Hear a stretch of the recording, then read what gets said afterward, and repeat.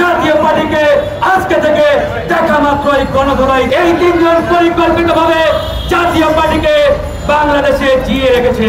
সেই অভিযোগে আওয়ামী লীগের অন্যতম দোষর জাতীয় পার্টির সবচেয়ে বড় কালপ্রিট।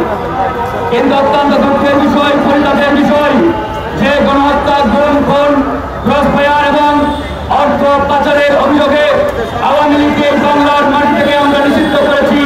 ঠিক একই অভিযোগে জাতীয় পার্টিও অভিযুক্ত হওয়ার পরেও এই জাতীয় পার্টিকে এই সরকার আজকে নিষিদ্ধ করছে না।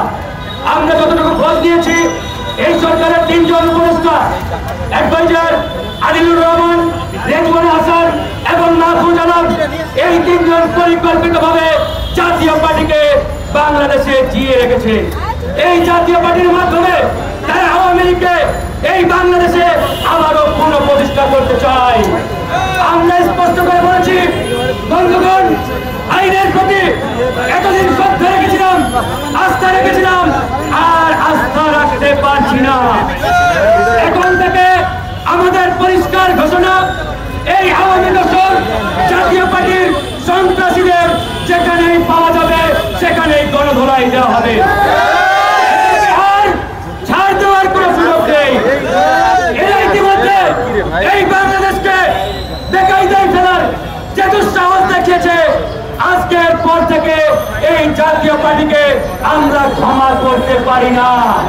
তাই শুধু রংপুর নয়, বরিশাল নয়, ঢাকা নয়, টেকনাফ থেকে তেতুলিয়া, সারা বাংলাদেশের প্রত্যেকটি জায়গায় এই আওয়ামী দোষর জাতীয় পার্টিকে আজকে থেকে দেখা মাত্রই গণধোলাই দিয়ে আইনের হাতে তুলে দেবে।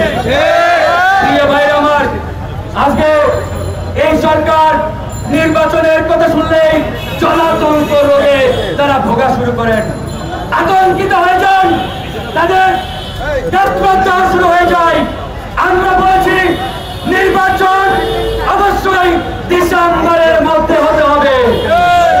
নির্বাচন যত বিলম্বিত হবে, ততই বাংলাদেশে জাতীয় পার্টির মতো আওয়ামী চান্দা পান্ডারা এই দেশকে আবারও বিপদের দিকে ঠেলে দেওয়ার চেষ্টা করবে।